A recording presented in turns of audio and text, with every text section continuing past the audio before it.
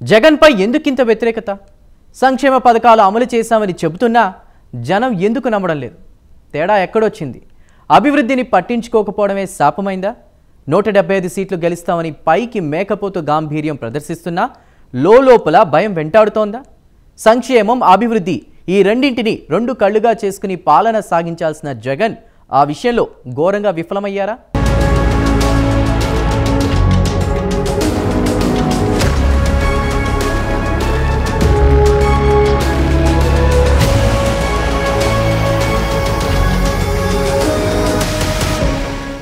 ఏపీలో జగన్ సర్కారుపై వ్యతిరేకత తారాస్థాయికి చేరిందా అంటే రాజకీయ వర్గాలు అవునంటున్నాయి. నిజానికి వైసీపీ హయాంలో సంక్షేమమని ఎంత గొప్పగా చెప్పుకున్నా అవన్నీ 3 రూపాయలిచ్చి 6 రూపాయలు లాక్కోవడం అన్న చందంగా ఉన్నాయని, సామాన్యుల్లో సైతం చర్చ జరిగేలా చేయడంలో జనసేన, టీడీపీ సక్సెస్ అయ్యాయని చెప్పొచ్చు.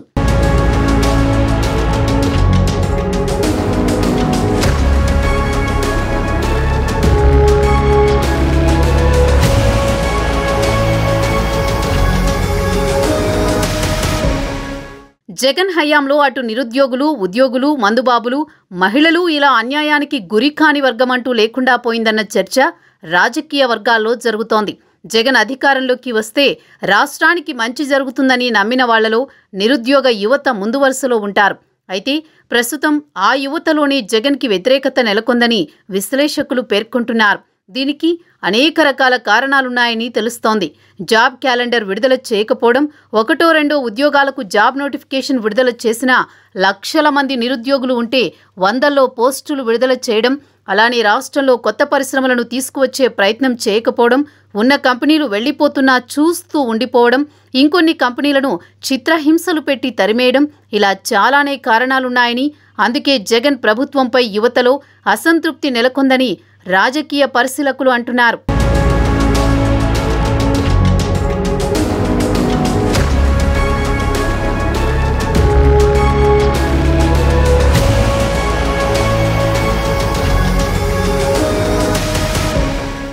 ఇక మహిళల్లోనూ జగన్కి వ్యతిరేకత కొట్టొచ్చినట్లు కనిపిస్తోందని విశ్లేషకులు చెబుతున్నారు.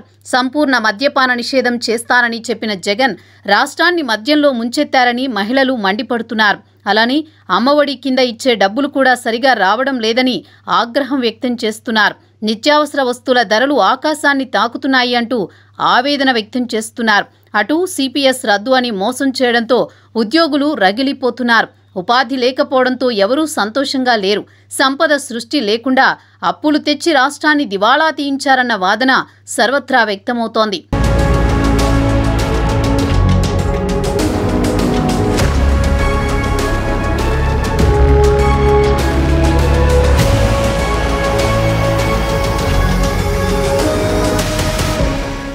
ఇంకోవైపు కులాల పేరిట కార్పొరేషన్లు ఏర్పాటు చేసి వాటిని పేరుకు మాత్రమే పరిమితం చేశారు. ఇంకోవైపు సంక్షేమ పథకాల రూపంలో ఇచ్చే వాటినే ఆయా కులాలకు కార్పొరేషన్ల ద్వారా ఇస్తున్నట్లు చూపించారు. ప్రత్యేకంగా కులాల కార్పొరేషన్ల ద్వారా ఏమీ చేయకపోవడంతో అన్ని కులాల్లో జగన్ మీద వ్యతిరేకత కనిపిస్తోంది.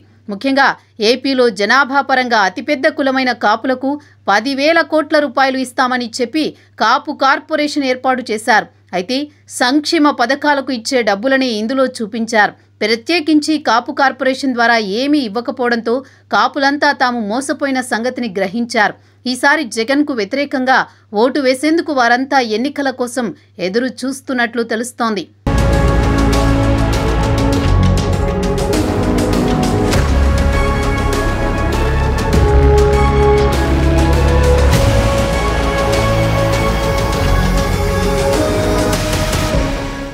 ఇంకోవైపు కమ్మ సామాజిక వర్గం కూడా ఈసారి జగన్ మీద రగిలిపోతోంది.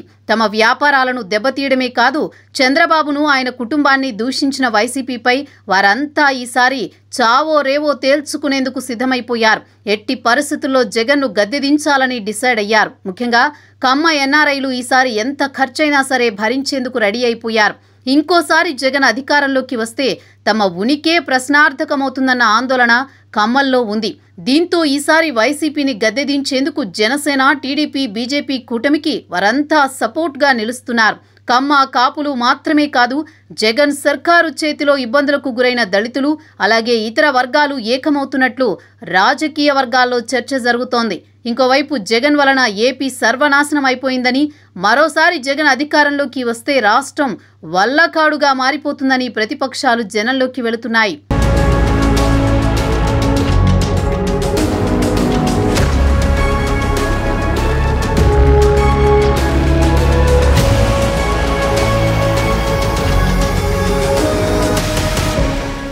ప్రజల ధోరణి ఇలా ఉంటే అటు జగన్ కుటుంబ సభ్యులు కూడా వ్యతిరేకంగా మాట్లాడడం పార్టీపై మరింత ప్రభావం చూపుతోందని విశ్లేషకులు చెబుతున్నారు. సొంత చెల్లిలే జగన్పై ఆరోపణలు చేయడం అటు రాజకీయ వర్గాల్లో ఇటు ప్రజల్లో చర్చనీయాంశంగా మారింది. ఆంధ్ర రాష్ట్రంలో జగన్ చేసిన అభివృద్ధి ఎక్కడా, రాజధాని ఏది, సంపూర్ణ మద్యపాన నిషేధం జరిగిందా అనే ప్రశ్నలను జగన్ సోదరి వైఎస్ షర్మిల సూటిగా సంధిస్తుంటే, ఇదిగో నేను చేసిన అభివృద్ధి అని చెప్పలేని స్థితిలో జగన్ ఉన్నారని, సొంత చెల్లిని తల్లిని పట్టించుకొని జగన్ ప్రజలను పట్టించుకుంటారా అని ప్రతిపక్షాలు విమర్శిస్తున్నాయి. అలానే సొంత బాబాయ్ వివేక హత్య కేసులోనూ జగన్ మీద వైఎస్ సునీత విరుచుకుపడుతున్న సంగతి తెలిసిందే. ఇలా ఇంటా బయట సర్వత్రా వ్యతిరేకత కనిపిస్తున్న తరుణంలో రానున్న ఎన్నికల్లో వైసీపీ గట్టెక్కడం కష్టమే అని చెబుతున్నారు విశ్లేషకులు.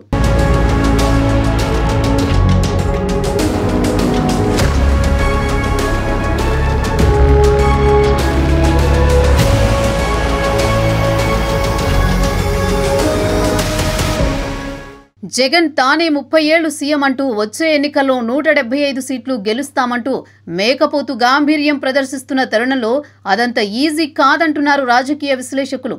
చాక్లెట్ ఇచ్చి నెక్లెస్ లాక్కుంటున్న జగన్ సర్కారును గద్దెదించాలని సంక్షేమ పథకాలు అందుకుంటున్న పేదలు సైతం కాచు కూర్చున్నారు. ప్రభుత్వంపై వ్యతిరేకత తారాస్థాయికి చేరింది. రాష్ట్రంలో ఏ వర్గం కూడా సంతోషంగా లేదు. ఎంతో మంది నిరుద్యోగులు దేశం విడిచి వలస వెళ్లిపోయారు. ప్రభుత్వ ఉద్యోగులు జీతాల కోసం ఆందోళన చేస్తున్న పరిస్థితి. పెట్టుబడులు తీసుకురాలేకపోయారు. ఈ 5 ఏళ్లలో అభివృద్ధి గురించి ఆలోచించలేకపోయారు. చివరకు సంక్షేమ పథకాలు అందుకున్న వారు సైతం 3 రూపాయలు ఇచ్చి 6 రూపాయలు పన్నుల రూపంలో దండుకుంటున్నారన్న ఆవేదన వెలిబుచ్చుతున్నారు. ఇలా ప్రజల్లో తిరుగుబాటు పెరిగిపోయింది. రోడ్లు వేయలేకపోవడం, నిరుద్యోగులకు ఉద్యోగాలు కల్పించకపోవడం, పరిశ్రమలు తేలేకపోవడం ఎన్నికల ఫలితాలలో కనిపిస్తుందంటున్నారు విశ్లేషకులు. 2019 నుంచి 24కి ఇది దోపిడీకి గురైన ఆంధ్ర అయింది. ఈ రోజున ఉద్యోగాలు లేవు, జీతాలు సంపాదించలేరు, ఎక్కడికి వెళ్లాలో తెలియదు. ప్రజల సొమ్ము ప్రజలకు పంచి తనకు దానకర్ణుల్లా మాట్లాడుతున్నాడు జగన్. అరే, మీ తాత సంపాదించిన ముల్ల ఏంటి నువ్వేం ఇవ్వడానికి? మీ తాత సంపాదించిన ముల్ల ఇది. ప్రజలు కష్టపడి కట్టిన ట్యాక్స్ నుంచి వచ్చిన డబ్బు, వాళ్ళ డబ్బు వాళ్ళకి ఇవ్వడం అది వాళ్ళ హక్కు. అది నీకు నువ్వు దానం ఇచ్చే దానం కాదు. ఇది మర్చిపోకేది. ప్రభుత్వ ఉద్యోగులను మోసం చేశాడు. సిపిఎఫ్ అని చెప్పి ఉద్యోగుల్ని మోసం చేశాడు. అంగన్వాడీ కార్యకర్తలను మోసం చేశాడు. దివ్యాంగులకి మోసం చేశాడు. కౌలు రైతులు గిట్టుబాటు ధర ఇవ్వకుండా రైతులకి ఇళ్ల పట్టాల్లో దోపిడీలు. ప్రజల వద్దకి పాలన అంటే భీమ్లా నాయక్ సినిమాలకి కలెక్టర్లు కూర్చోబెట్టి టికెట్లు అమ్మించడం తప్ప ప్రజల వద్దకి పాలన ఇంకెక్కడ కనిపించలేదు.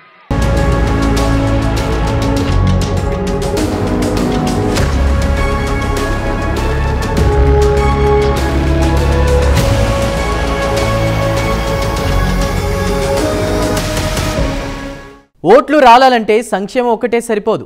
అభివృద్ధి జరిగినప్పుడే పాలకులపై ప్రజలకు విశ్వాసం కలుగుతుంది. సంక్షేమ తాయిలాలతో నిరుపేదల మనస్సులు గెలవచ్చేమో కానీ ఉపాధి అవకాశాలను కల్పించినప్పుడు మాత్రమే అధిక సంఖ్యలో ఉండే మధ్యతరగతి ఓటర్లు మద్దతు పొందవచ్చన్న సంగతిని జగన్ మర్చిపోయారా?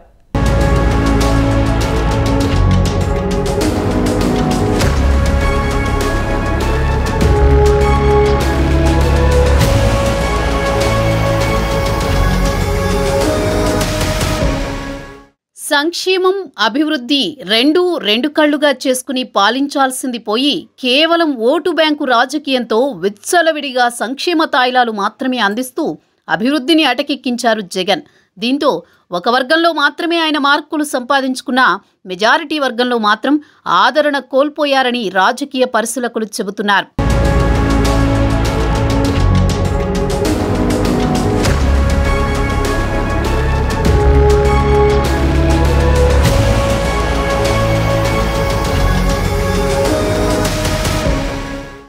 ఏపీలో పరిస్థితి సంక్షేమం తప్ప అభివృద్ధి శూన్యమన్నట్లుగా ఉందని రాజకీయ విశ్లేషకులు చెబుతున్నారు. సంక్షేమం కూడా అంతగా ఆశించినట్లు జరగలేదని క్షేత్రస్థాయిలో పర్యటించిన పరిశీలకులు చెబుతున్నారు. ఎందుకంటే చాలా పథకాలను చాలా మందికి కట్ చేశారని చెబుతున్నారు. ఎన్నికలు సమీపిస్తున్న వేళ మళ్లీ ఇప్పుడు పథకాలు ఇస్తున్నా చాలా కాలం పాటైతే ఎంతో మందికి నిలిపివేశారని అంటున్నారు. అయితే మీటలు నొక్కితే ఓట్లు రాలతాయనే భ్రమలో ఉన్న ముఖ్యమంత్రి జగన్మోహన్ రెడ్డి మాత్రం సర్వేల పేరిట తనను తాను మోసం చేసుకుంటూ ఎమ్మెల్యేలను, పార్టీ శ్రేణులను మోసం చేస్తూ వచ్చారని ఆ పార్టీ శ్రేణులే బహిరంగంగా చెప్పుకుంటున్నారు. ఉద్యోగ, ఉపాధి అవకాశాలు లేక ఏపీ నుంచి వలసలు పెరిగాయని, వారెవరూ జగన్కు ఓటు వేసే పరిస్థితి లేదని చెబుతున్నారు.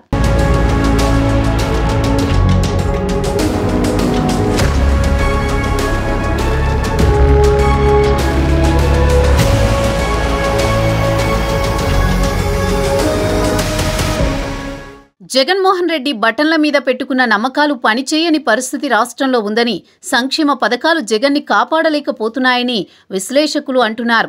5 ఏళ్లుగా రాష్ట్రంలో పడకేసిన అభివృద్ధి, కనీసం రాజధాని ఏదో కూడా తేల్చుకోలేని స్థితి, పోలవరం ఆగిపోవడం లాంటి అంశాలు జగన్కి శాపంగా మారాయని అంటున్నారు.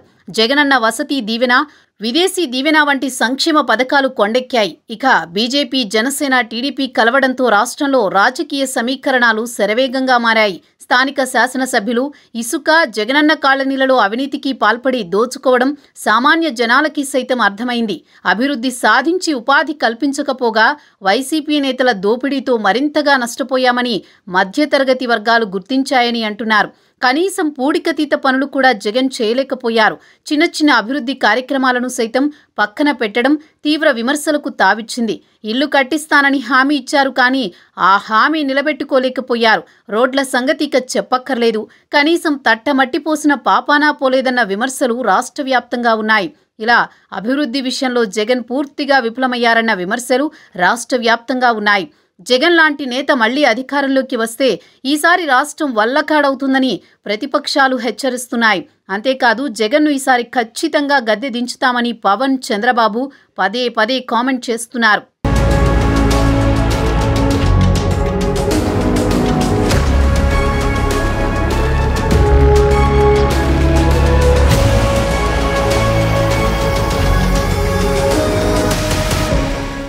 ఐదేళ్ల జగన్మోహన్ రెడ్డి పాలనలో వ్యవస్థలు గాడి తప్పాయి. అగాధంలోకి కూరుకుపోయిన రాష్ట్ర ఆర్థిక వ్యవస్థను తిరిగి పట్టాలెక్కించాలంటే జనసేన, టీడీపీ, బీజేపీ సర్కార్ రావాల్సిందేనన్న భావన ప్రజలలో బలంగా వ్యక్తమవుతోందని అంటున్నారు పరిశీలకులు. ఇటు రాజధానిపై జగన్ ఎలాంటి నిర్ణయం తీసుకోలేకపోవడం కూడా వైసీపీ పుట్టి ముంచనుందని అంటున్నారు. సిపిఎస్ పెన్షన్ స్కీమ్ రద్దు చేస్తామని హామీ ఇచ్చి యూటర్న్ తీసుకున్న జగన్పై ఉద్యోగులు ఆవేశంతో రగిలిపోతున్నారు. నిర్మాణ రంగం కుదేలవడంతో భవన నిర్మాణ కార్మికులు రోడ్డున పడ్డారు. వారి ఆదాయ మార్గాలు మూసుకుపోయాయి. నిరుద్యోగులు వలసలు పోతున్నారు. ఇలా అన్ని వర్గాల్లో కట్టలు తెంచుకుంటున్న అసంతృప్తి వైసీపీకి శాపంగా మారిందని అంటున్నారు.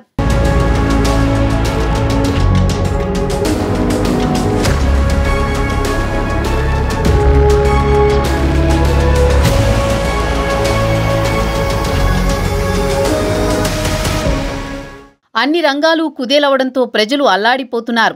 దీంతో ప్రజలలో తీవ్ర వ్యతిరేకత వ్యక్తమవుతోందని, తమకు ఓటమి ఖాయమన్న విషయం తెలిసిపోయిందని వైసీపీ నాయకులే అంటున్నారు. దీంతో వైరిపక్షాలపై కేసులు పెడుతూ భయాందోళనకు గురి చేస్తున్నారు.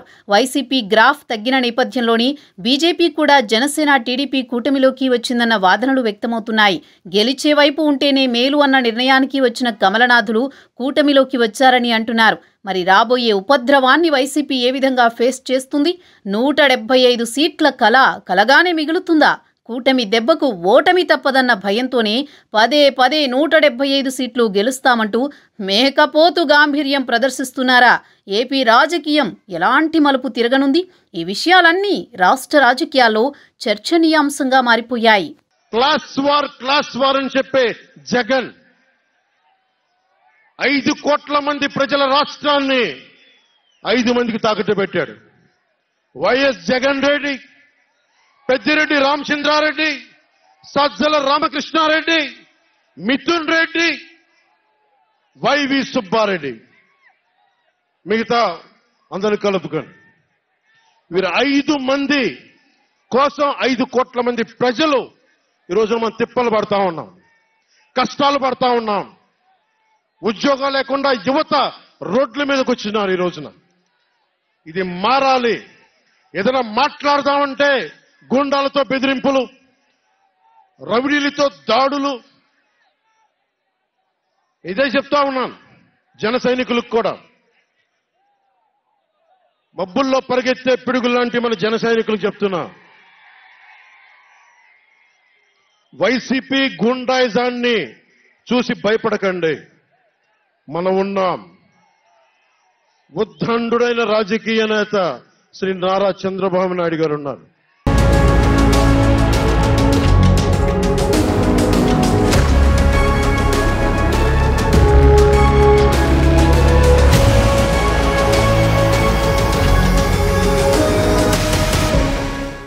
ఎవరు అధికారంలో ఉన్నా సంక్షేమ పథకాలతో పాటు అభివృద్ధిని కూడా సమాంతరంగా తీసుకెళ్లినప్పుడే అన్ని వర్గాల ప్రజల్లో ఆదరణ ఉంటుంది. అయితే జగన్ పాలనలో జరిగింది ఇందుకు పూర్తిగా భిన్నం.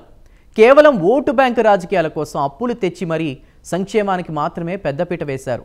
అటు అభివృద్ధిని అటకెక్కించి మెజార్టీ వర్గాల్లో ఆదరణ కోల్పోయారన్న విమర్శలు సర్వత్రా ఎదుర్కొన్నారు. మరి 175 సీట్లు గెలుచుకుంటామని చెప్తున్న జగన్ను ఏపీ ప్రజలు ఏ మేరకు ఆదరిస్తారో వేచి చూడాలి.